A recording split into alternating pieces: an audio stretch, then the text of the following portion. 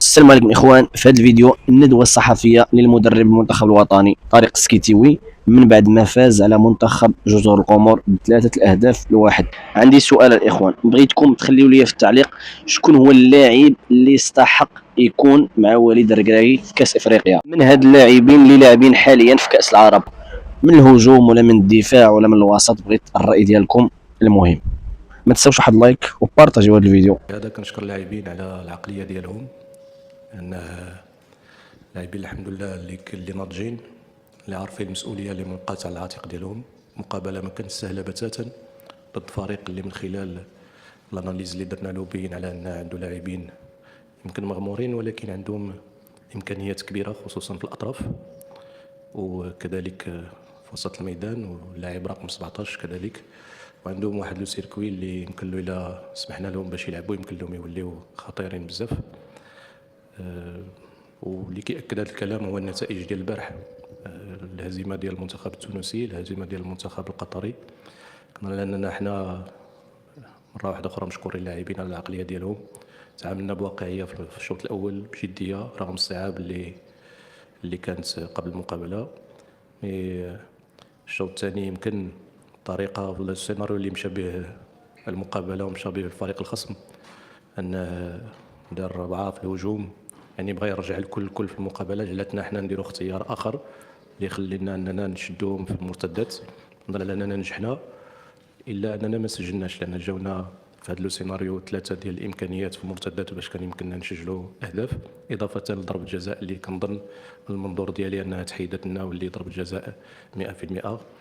فمره واحده اخرى سعيد ب3 نقاط في اول مقابله، والان غادي تسمح لنا باش اننا نجهزوا راسنا بطريقه افضل، بحكم ان هذه المقابله كان علينا اننا نديروا اون جيستيون ديال لي جوور على حساب كل واحد فوقاش التحق. الخوف من الاعطاء، بزاف ديال الاشياء والصعاب اللي واجهتنا، كنظن ان شاء الله في المقابلات الجايه غادي تسمح لنا باش نديروا استعدادات افضل ان شاء الله الرحمن الرحيم للمقابلات القادمه.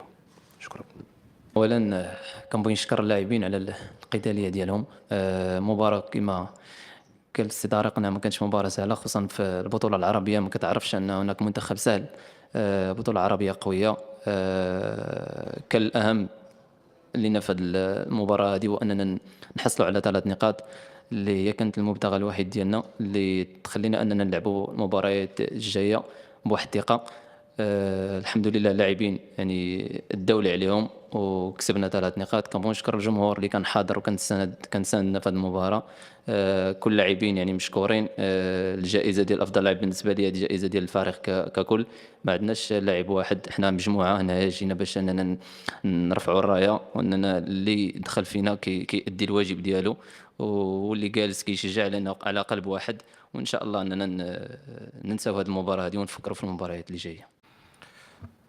ما كنظنش بان كان تراخي، بكل صراحه كانش تراخي، من بعض المرات فوق طاقتك لا تلام. اولا كاين واحد رد فعل اللي ضروري انه يديروا الفريق الخصم، كيجعل ان لو سيناريو كيمشي في اتجاه اخر.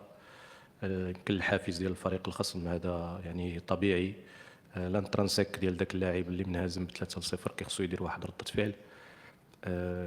كذلك لو سيناريو كيف ما ذكرت من قبل ديال المقابله جعلني انني ناخذوا ونخليو لهم داك الطريقه كيفاش بغاو. هما بغاو يرجعوا في المقابله 100%. الحاجه الوحيده اللي ما عجبنيش هو اننا كان يمكننا نتفاداو داك الهدف، ولكن حنا الخطه ديالنا هو اننا نخليوهم بالطريقه اللي بغاو هما، باش انهم يديروا الكل وداروا لاعب اضافي في الهجوم، ولاو كنلعبوا ان كونتر ان ديرير. ما بغيتش ندخل ان نوتر ديفونسور باش نبقى لا كوفرتور، بغينا نبقاو حنا ان كونتر ان باش نستدرجوهم باش ناخذوهم في لي كونتر. كنظن اننا لهذا قلت فاننا نجحنا تقريبا في هذا لو سيناريو ديالنا حنا كذلك، لاننا جاونا مرتدات اللي كان بامكاننا نسجلوهم.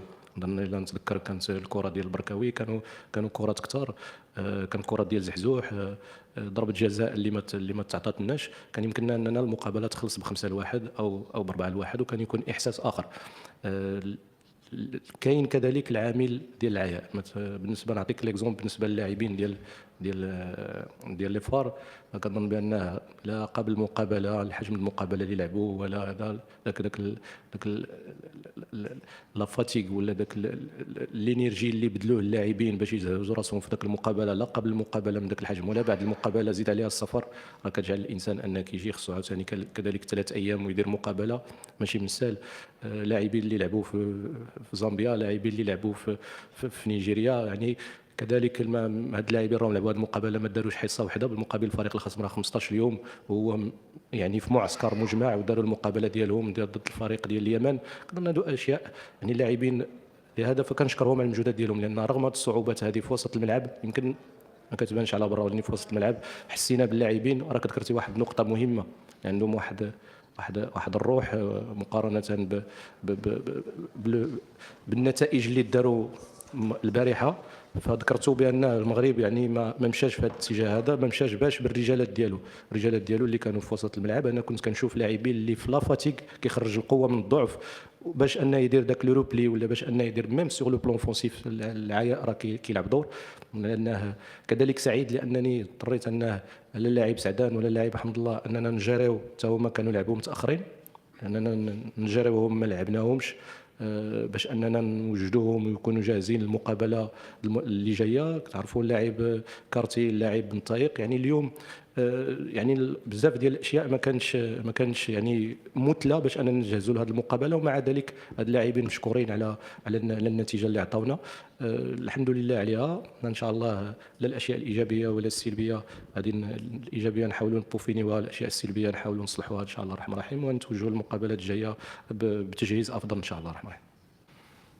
ف نجريوها بروح ديال الوطنيه قبل من كل شيء، غادي نجريوها باننا نبداو من الان نستعدوا للمقابله، يعني اننا اللاعبين اليوم انهم يرتاحوا بطريقه جيده، اليوم انهم ياكلوا بطريقه جيده، نبداو اننا نشوفوا لي بوين فور لي بوين فيبل ديال الفريق الخصم، وفي الجور جي اننا خصنا نكونوا جاهزين باش اننا نضربوا تمره في اوفونسيفمون ديفونسيفمون، نربحوا لي دوزيام بالون، نديروا لي لوبلي ديالنا، نلعبوا بروح اللي كتحمل في الدار ديالها 40 مليون مغربي، و اوفونسيفمون نكون بلوس دو كاليتي ان شاء الله الرحمن الرحيم، باش اننا يوفقنا ربي اننا نسجلوا اهداف ونفوزوا بالمقابله. المقابله ما تكون سهله على غير هذه المقابله اللي فاتت وعلى غير المقابله اللي جايه من بعد. جميع المقابلات كيتربحوا في ارض الملعب، ما كيتربحوا لا من قبل ولا بالاسماء. شكرا. اولا كما قلتي، كما قال السي طارق، وكاين بعض الاسباب اللي ما كتكونوش نتوما عارفينها، كاين بعض العوامل، ولكن حنا هادشي كامل كنتفاداو، كنحاولوا اننا لما كتكون الرايه ديال البلاد والمنتخب الوطني كتحاول انك تفديه باي حاجه، كنحاولوا اننا نعطيو كل ما عندنا. اي واحد فينا كيدخل انه كيحاول انه يعطي الماكسيموم باش ان الرايه ديالنا ترفع. مباراه كما قلت لك ما كانتش سهله، الجمهور ديالنا كنشكروه اللي جا حضر وساندنا، لانه حتى هو كيعطينا واحد الحافز وواحد الدعم. الحمد لله. المهم عندنا في المباراه الاولى هو اننا نحققوا 3 نقاط، واننا نحافظوا على اللاعبين ديالنا انهم يخرجوا بسلام، وانهم يكونوا جاهزين للمباراه الجايه، لانه ماشي بالسهل ان اللاعبين كيلتحقوا بعد 24 ساعه ولا 48 ساعه وبعد مباراه كيضربوا واحد المسافه طويله، وانهم يعني كاين بزاف ديال العوامل. الحمد لله فاش كتحمل القميص الوطني كتحاول انك تنسى كل شيء هادشي، وانك تدافع على رايه البلاد.